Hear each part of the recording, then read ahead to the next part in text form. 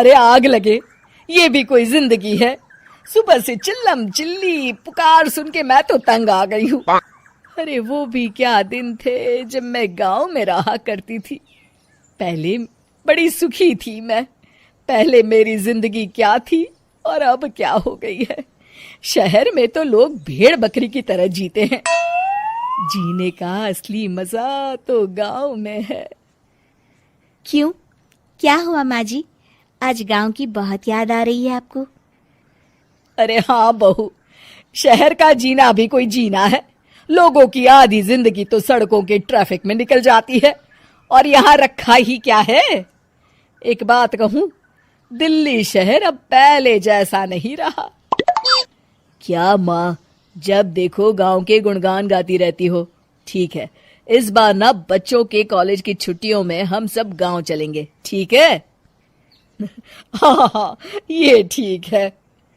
फिर कुछ दिनों के बाद सारा परिवार अपने गांव चला जाता है। अरे वाह,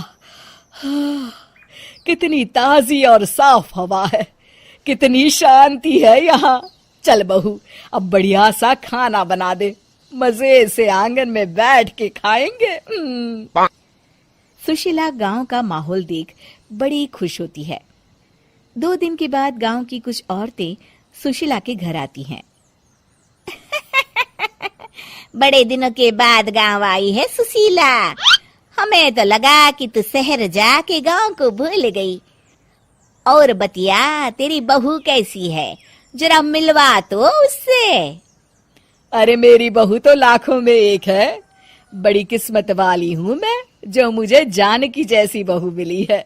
हमेशा मेरी सेवा में लगी रहती है और आज तक कभी पलटकर जवाब नहीं दिया उसने। सुशीला की बातें सुनकर सभी औरतें हंसने लगती है।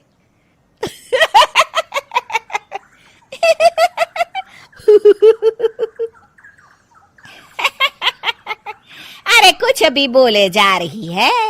तबीयत तो ठीक है? तेरी बहू चांद से आई है क्या?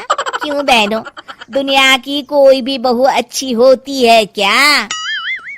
सब औरतें ममता की हाँ में हाँ मिलाती हैं। अरे मैं तो कहती हूँ दुनिया की हर बहू सास का खून चूसने वाली डायन होती है, डायन। मैं तो एक बिल में 1000 सांप के साथ रह सकती हूँ, लेकिन अपनी बहू के साथ नहीं रह सकती। हाँ, तूने सही कहा।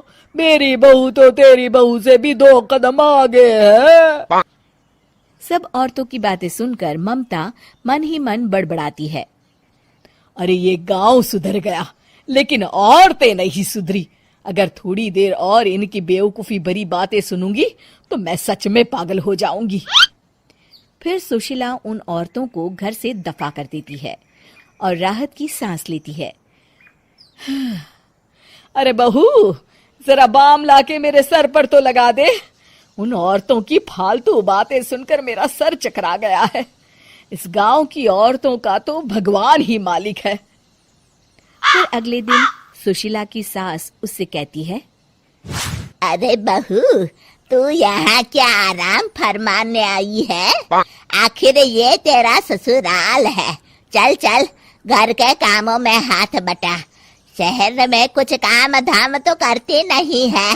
जरा अपने आप को तो देख, कितनी मोटी हो गई है।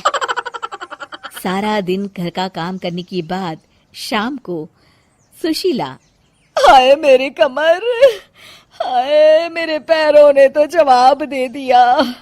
आज तो मुझसे मक्खी भी न मारी जाएगी। अरे बहू, जरा आकर मेरे हाथ पैर तो दबा दे। जी माँ जी, अभी आती हूँ। तभी सुशीला की सास जानकी को रोकते हुए कहती है, अरे रुक जा बहू, एक दिन काम करके इसको इसकी नानी याद आ गई। हम लोग तो रोज इतना काम करते हैं, कोई जरूरत नहीं इसके हाथ पैर दबाने की। सुबह तक सब ठीक हो जाएगा। सुशीला अपनी सास की बातें सुनकर हैरान रह जाती है। इस तरह धीरे धीरे गांव आने के बाद सुशीला की परेशानी शुरू हो जाती है। फिर एक दिन अरे आज तो मैं कपिल शर्मा देखूंगी क्योंकि आज संडे है। सुशीला जैसे ही टीवी ऑन करती है तभी बिजली कट जाती है। अरे सत्यानाश, इस बिजली को भी अभी जाना था। इतने दिनों से मैं टीवी सीरियल देख नहीं पाई। हमारा देश इतनी तरक्की कर रहा है, अरे पता नहीं ये गांव कब सुधरेगा। अरे अब तो 2 दिनों के लिए बिजली को भूल जा, ये तो यहाँ रोज की बात है।